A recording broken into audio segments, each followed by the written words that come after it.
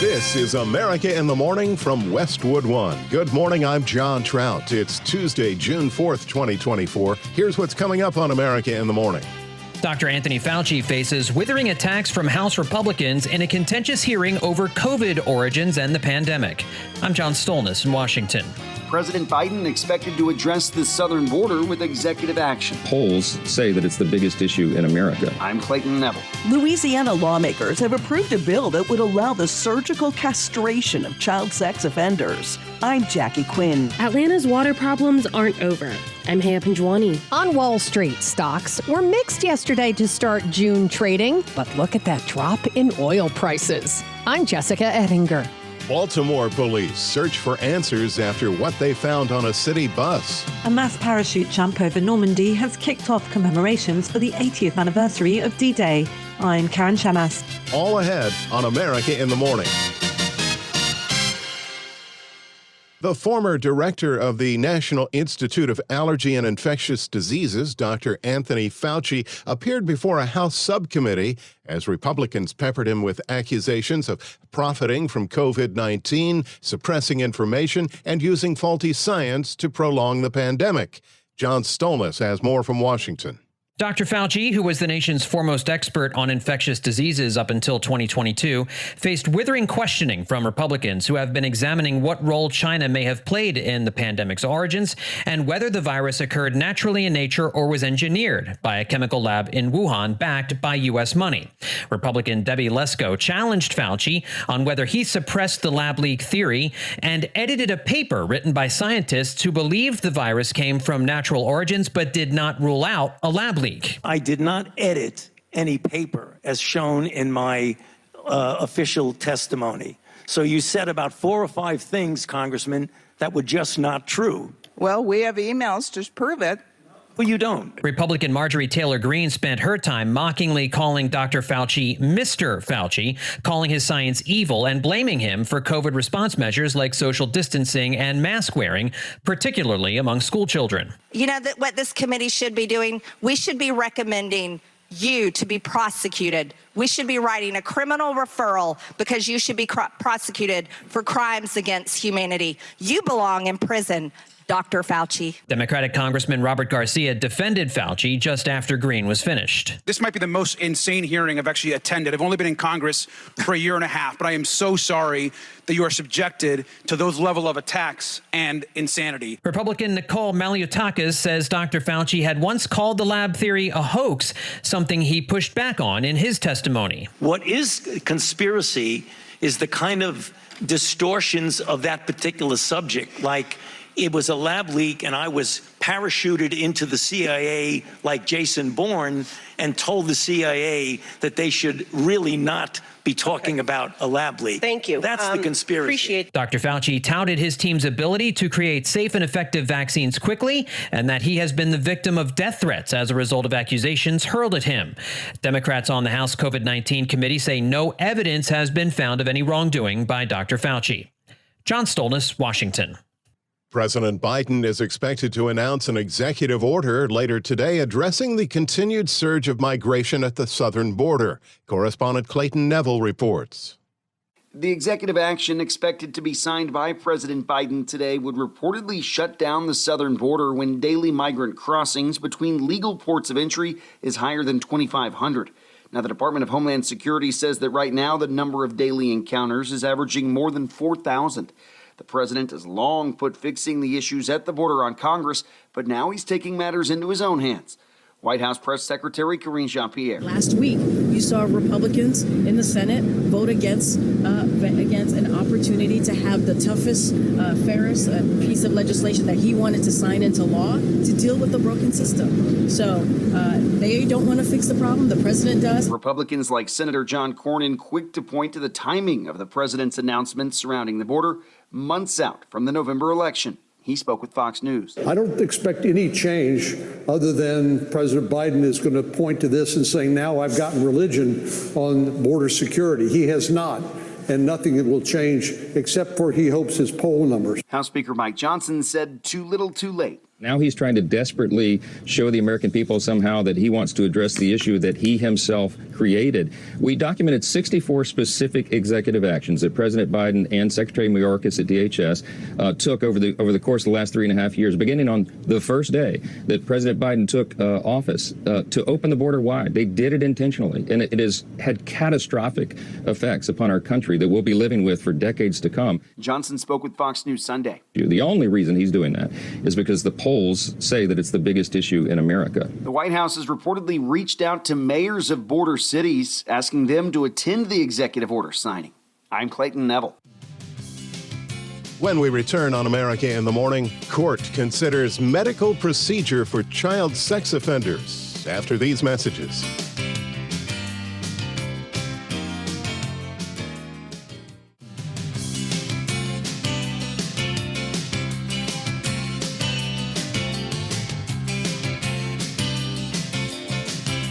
Welcome back. Here with America in the Morning. More rain for the Northwest. Here's AccuWeather.com meteorologist Matt Rindy. We are looking at another system heading into the Northwest today, though not nearly as powerful as this past weekend into yesterday. This system will push onshore with more rain along the coast, mostly in Washington, with a few showers extending into Oregon, and we'll have additional showers farther to the east in Washington into Idaho. It'll also be a cooler day for these areas with highs mostly in the 60s and 70s. But farther south, it warms very quickly through southern Oregon, down through California into the southwest. These areas will have plenty of sunshine with afternoon temperatures climbing well above the historical average in many places, some by 20 degrees in Northern California, where highs will be surpassing 100 degrees. 90s and 100s will continue through the rest of the interior valleys of California and then eastward through Arizona, New Mexico, and much of Texas. The northern plate states will need to be on alert again today after having severe weather just a couple of days ago.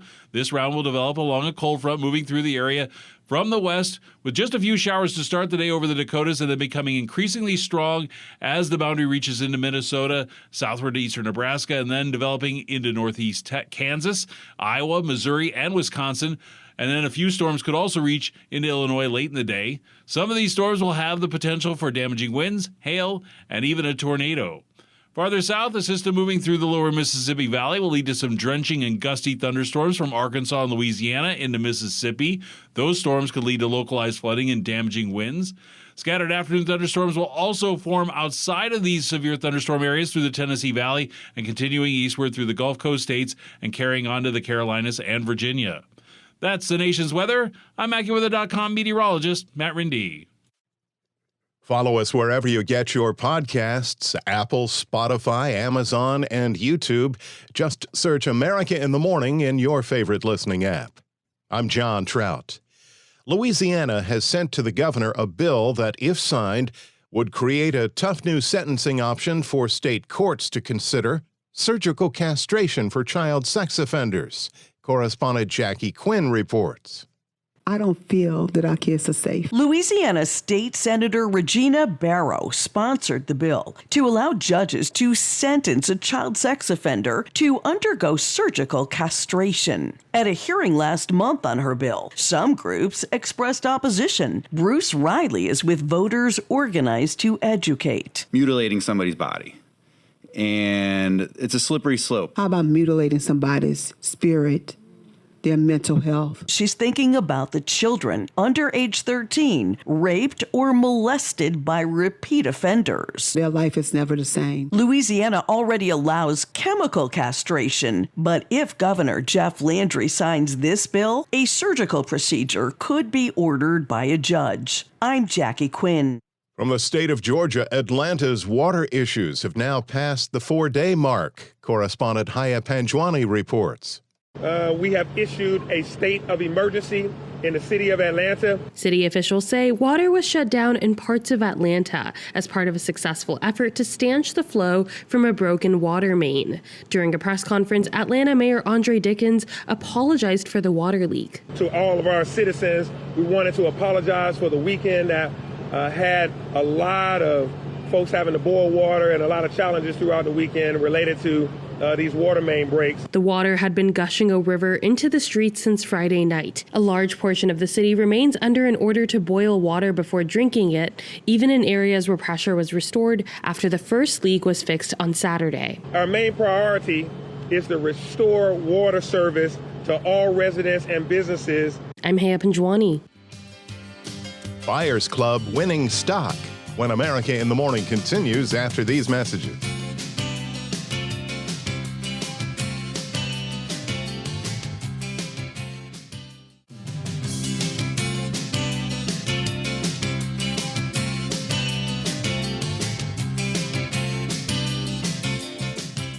Welcome back. You're with America in the Morning. The Business Report is sponsored by Fisher Investments. Fisher Investments has a team of specialists in investing, financial planning, estate planning, and more. Learn more at FisherInvestments.com. With a check of Tuesday business, CNBC's Jessica Ettinger. A mixed start to June trading on Wall Street yesterday. The Dow falling about 100 points. The S&P and the Nasdaq were higher. The S&P 500 is really not far from its record high, within 1% or 2%. Sometimes when you get this sort of arrhythmia in the markets, not everything moving in one direction, it can mean that the market is sniffing out some kind of macro problem. It's obviously worried about slower growth or higher inflation. In bull markets, some of this sort of repairs itself. CNBC's Mike Santoli. U.S. crude oil fell below $75 a barrel for the first time since February, even after OPEC Plus decided to cut production last weekend to prop up oil prices. It's all good for drivers who've been watching prices at the pump fall. Microsoft confirms job cuts in its mixed reality division. Paramount and Skydance have agreed to the terms of a merger deal. Nothing was final as of market close Monday. We're at the end on Paramount. Terms have been agreed to between the special committee and Skydance. That's David Ellison and Redbird, the private equity firm. And now the deal, as I understand it, is awaiting a sign-off from the control shareholder of Paramount. That is Sherry Redstone. CNBC's David Faber. Employees at Paramount properties like CBS, MTV, Showtime, and more are wondering about their futures. Costco shares hit an all-time high yesterday. Some investors say they can go higher. No company has consumer data that's as valuable or as complete as Costco because you give them their membership card every time you make a purchase. Most of their income and cash flows comes from their membership fees. So as long as people see value in the membership, Costco stock works. Loop Capital's Laura Champagne on CNBC. I see you've got a list of some companies cutting prices, but then another not so much. Yeah, look at the names cutting prices. Walmart, Target, Costco, Walgreens, so many more. But Spotify is raising prices. Spotify Premium going to $12 a month for individuals.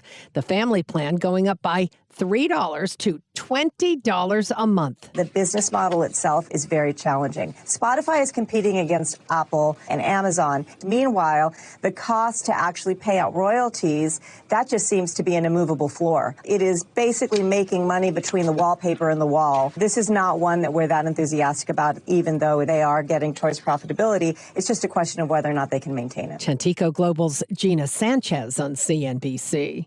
On today's watch list, the Fed begins a two-day meeting on interest rates. We get earnings from Bath & Body Works and CrowdStrike. And tonight's Mega Millions jackpot is more than $500 million at $560 million. CNBC's Jessica Ettinger. When we return on America in the Morning, we continue our reports this week on the remembrance of D-Day after these messages.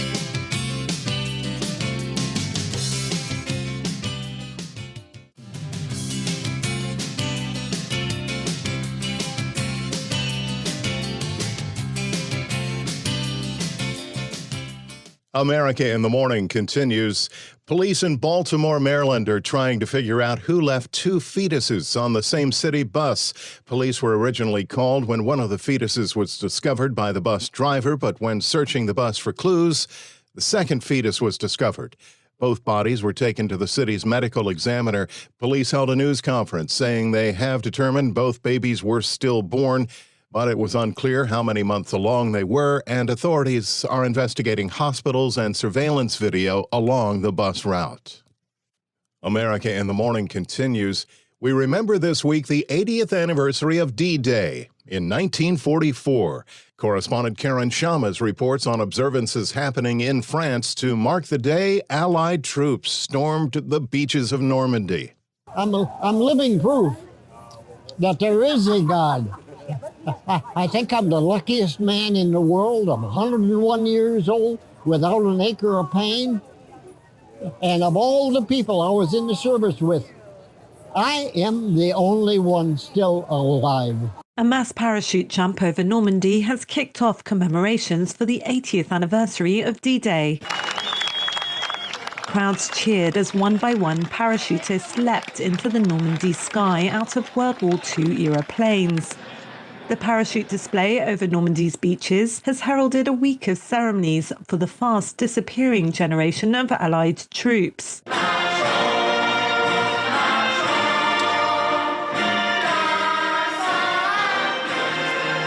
The soldiers fought from D-Day beaches 80 years ago to Adolf Hitler's fall. Arriving in France from the US to take part in the anniversary was veteran US Air Force Captain Ralph Goldsticker. We did our job and we came home, and that's it. The ever-dwindling number of veterans in their late 90s and older who are coming back to remember fallen friends and their history-changing exploits are the last ones remaining. We shortened the war. It was over. I believe that, and I'm proud to be a part of it. I'm Karen Shamas. America in the Morning for Tuesday, June 4th, 2024 is produced by Jeff McKay, senior producer Kevin Delaney. I'm John Trout. This is Westwood One. This is America in the Morning from Westwood One. Good morning, I'm John Trout. Here's what's coming up this half hour. Opening arguments expected in Hunter Biden's federal trial in Delaware. I'm Clayton Neville. Vice President Harris will represent the U.S. at a global peace summit for Ukraine saga, Magani, Washington. The Israeli military is confirming the deaths of 4 men taken during the October 7th attack. I'm Jackie Quinn. Charges dropped against a Minnesota trooper who shot and killed a black man during a traffic stop. I'm Pamela Furr. Legendary game show host Pat Sajak takes his final spin this week. I'm Kevin Carr. A New Orleans valedictorian lived in a homeless shelter as he rose to the top of his class. I'm Haya Panjwani. Back after these messages.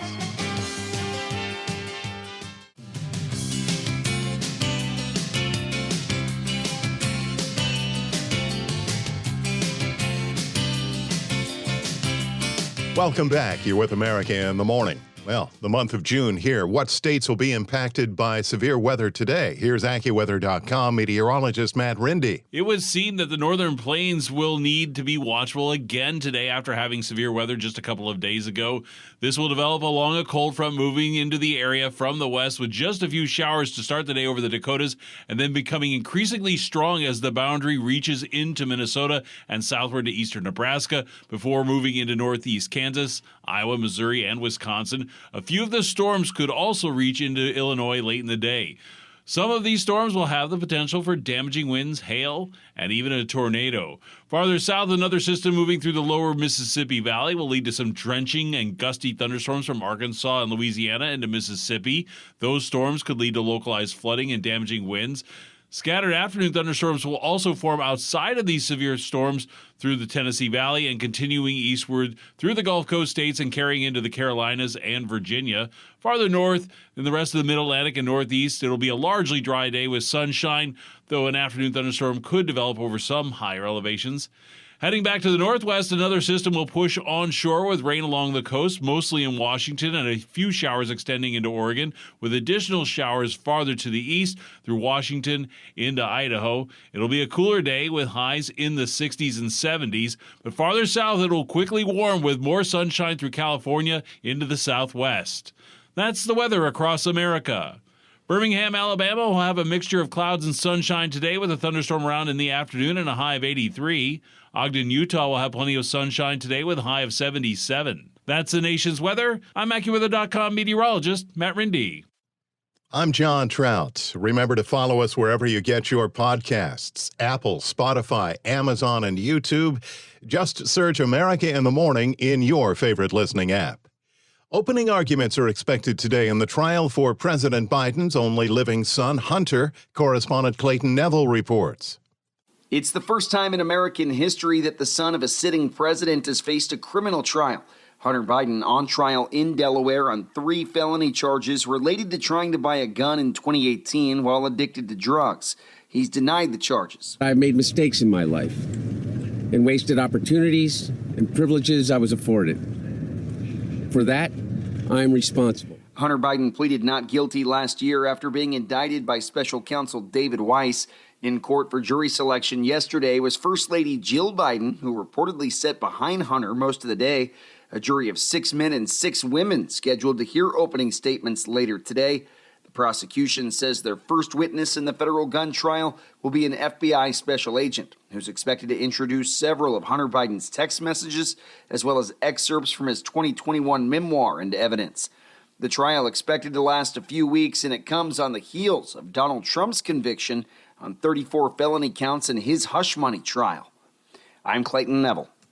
The White House announced that Vice President Kamala Harris will be attending a peace summit for Ukraine. Washington correspondent Sagar Magani reports it comes amid a time when the fighting has intensified between Kyiv and the Kremlin. Ukrainian President Volodymyr Zelensky says more than 100 nations will attend the summit in Lucerne. First, very strong step on the way to peace. President Biden's due at a Los Angeles campaign fundraiser the same day, hosted by George Clooney and Julia Roberts. Asked if the president's absence sends a bad signal. What looks bad is when we have a supplemental request sitting on Capitol Hill for 6 months, and House Republicans refuse to move on it to supply the arms and ammunition that Ukraine needs while they're getting attacked in the Donbass. And then the Russians decide to start attacking Kharkiv. That's what looks bad. White House National Security spokesman John Kirby says no matter who represents the U.S., no matter who it would have been representing the United States, there can be no question that Ukraine has no stronger backer than the United States. And we've proven that time and time and time again over the last two and a half years. I don't think you can name another nation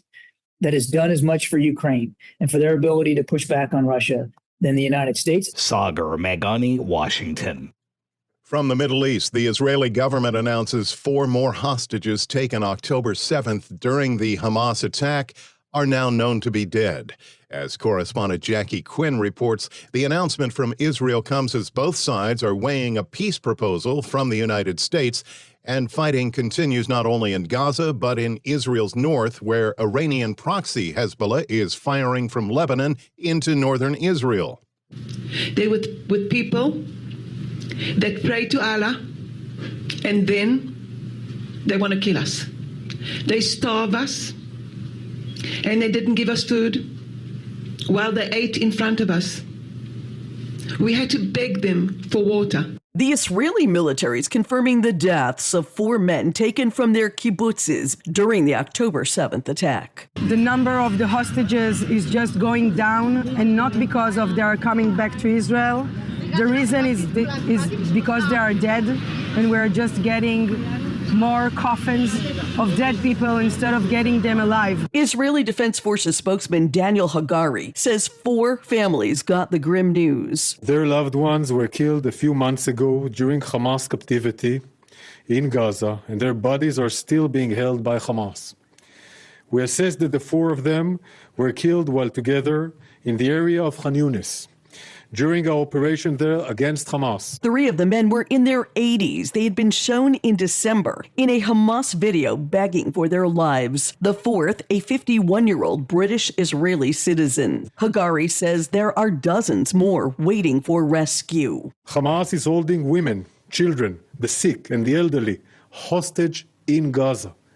We will keep on doing everything we need for their freedom, to bring them home. In Jerusalem, a protest outside the Prime Minister's residence where Shay Dickman wants the ceasefire proposal adopted so her cousin in captivity can be released. And for 125 families to reunite. I'm Jackie Quinn.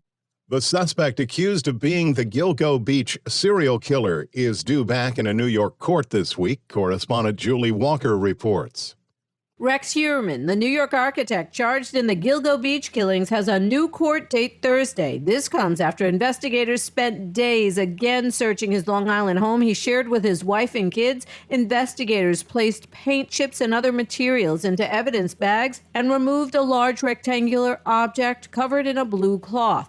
In April, authorities also spent more than a week searching a wooded area in Manorville, fueling speculation that they were seeking new evidence linked to some of the additional 6 sets of remains that were discovered along Gilgo Beach more than a decade ago. Heuermann has already been charged with the murders of 4 women. His attorney has said his client maintains his innocence. Julie Walker, New York. When we return on America in the Morning, more from what's happening around the nation. A Minnesota state trooper is off the hook, medical issues for a Texas Democrat, and New Jersey politician switches teams. Those stories and more after these messages.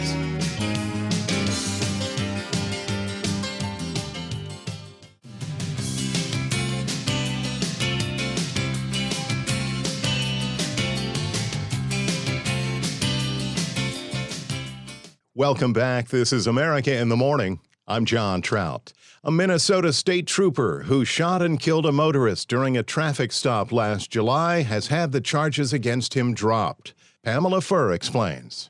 We know we're not going to get a conviction in this case. That's Hennepin County Attorney Mary Moriarty, who made the announcement she would be dropping the charges against Ryan Londrigan, who had pleaded not guilty of the charges of second-degree unintentional murder, first-degree assault, and second-degree manslaughter.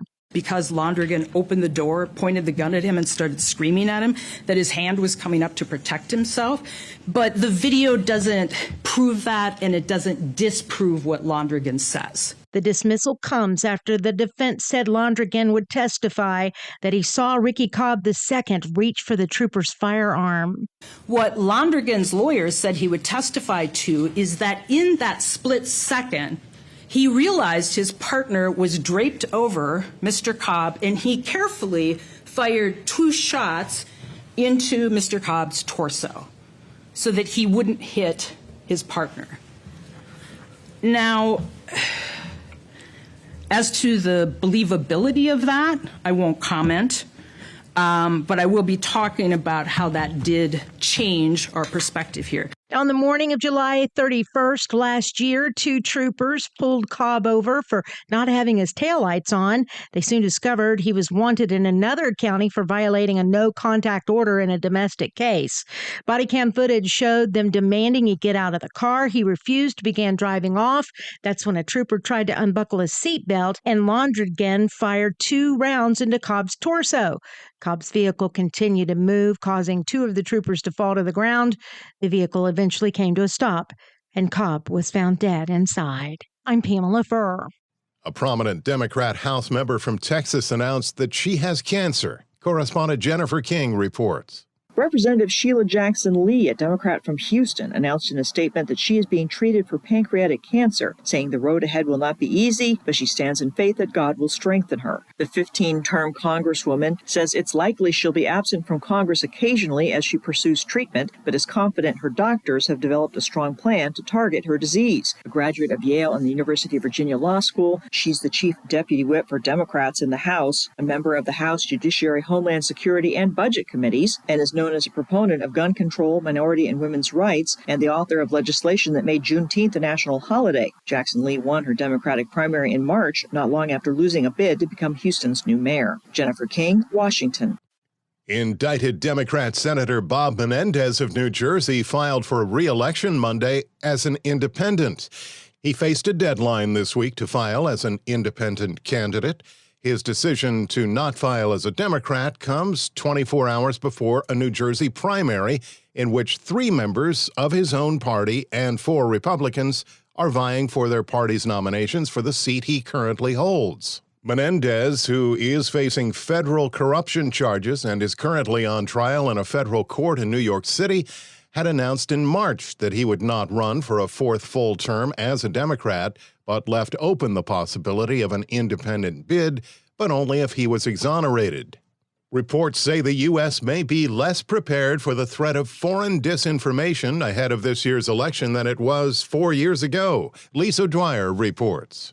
Democratic Senator Mark Warner of Virginia says powerful new AI programs that make it easier than ever to generate deepfake audio and video can fool voters. Domestic groups are now also using disinformation tactics normally seen from Russia and China. Tech platforms have largely moved away from aggressive policies prohibiting election misinformation. X, formerly Twitter, laid off most of its content moderators in favor of a hands-off approach that now allows neo-Nazi hate speech, Russian propaganda, and disinformation. Last year, YouTube, owned by Google, reversed its policy prohibiting debunked election claims and now allows videos that argue that the 2020 election was the result of widespread fraud, even though there has been no credible evidence supporting that claim. I'm Lisa Dwyer. Spotify topped $1.9 billion in revenue in April, but has just announced they're raising their rates for the second time this year. Here's Chuck Palm with that in today's Tech News. According to TheVerge.com, Spotify is increasing its prices for its U.S.-based service plans again. For the second time in a year, Premium, Duo, and the Family plans are all getting price hikes. Beginning next month, Spotify plans will increase between 20 or 30% depending on which level you subscribe to. If you're a Spotify Duo subscriber, then it's jumping $2 a month from $14.99 to $16.99. Spotify announced the hike in a blog post saying that this is so we can continue to invest and innovate on our product features and bring users the best experience, so we occasionally have to update our prices. The company does offer advertising-supported free service with limited features and a subscription-based paid service that gives access to all its functionality, with premium subscribers accounting for most of its revenue. After reining in marketing spending last year, the company's revenue topped $1.9 billion for the first time in April. Tell us what you think at allthetoptech.tech. I'm Chuck Palm. Robert Workman Sports is sponsored by Untuck It. Get your Father's Day gifts at our 80-plus stores or untuckit.com. Untuck It shirts, designed to be worn untucked. Baseball, the Phillies down the Brewers 3-1. Zach Wheeler gets his 7th win, allowing just one run, a homer by former Philly teammate Rhys Hoskins, who got a nice welcome back to the park he called home for 6 years. Tigers trim the Rangers 2-1, all of the scoring courtesy of Dr. Longball. Texas native Jake Rogers hit 2 out for Detroit. Orioles hit 4 home runs to batter the Blue Jays 7-2. Austin Hayes with a pair, his first of the season for manager Brandon Hyde. Play with some edge right now and playing to compete, to win, and taking some really, really good swings and providing some offense for us. Pavin Smith's 2-run tater in the bottom of the ninth lifted the Diamondbacks over the Giants. Astros outslugged the Cardinals. St. Louis hit 3 homers off Justin Verlander, but Houston also launched 3 rockets. Reds pounded out 18 hits in a romp over the Rockies. Mets held off the Nationals, and the Angels chipped the Padres. At the Women's College World Series, number 1 Texas shut out Stanford to advance to the final series. Florida upset 2-seed and defending champion Oklahoma in the other semifinal, ending the Sooners' 20-game tournament winning streak and forcing a winner-take-all game today for the other spot in the finals. And the college baseball super regionals are set to start on Friday. 7 of the top 8 seeds advanced out of the regional round, but there are still some Cinderellas, including Evansville, the Aces in their first super regional ever. They'll face number 1 Tennessee. That's Tuesday Sports. Thank you, Robert. When we return on America in the Morning, spinning the wheel on retirement after these messages.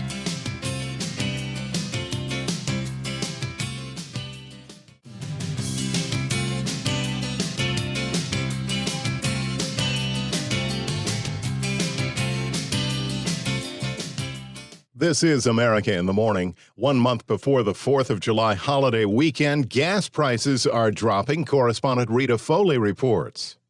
Gas is down to $3.53 a gallon today on average, says the AAA, 6 cents cheaper than a week ago and even cheaper than a year ago by 2 cents. The AAA said recently the main reasons are less demand after the Memorial Day travel weekend and a lower price for oil. But it warns that we're now in the Atlantic hurricane season, and if a storm affects the Gulf Coast oil production and refining centers, it could push prices temporarily higher. I'm Rita Foley. Mississippi, at an even $3 a gallon, has the lowest gas prices in the nation, followed by Oklahoma and Arkansas at $3.03. California has the highest prices at the pump, averaging just over $5, with Hawaii, Washington, Oregon, Nevada, and Alaska all with prices above $4 a gallon. This week marks the final time that Pat Sajak spins the wheel. Kevin Carr takes a look. This week, legendary game show host Pat Sajak will make his final spin.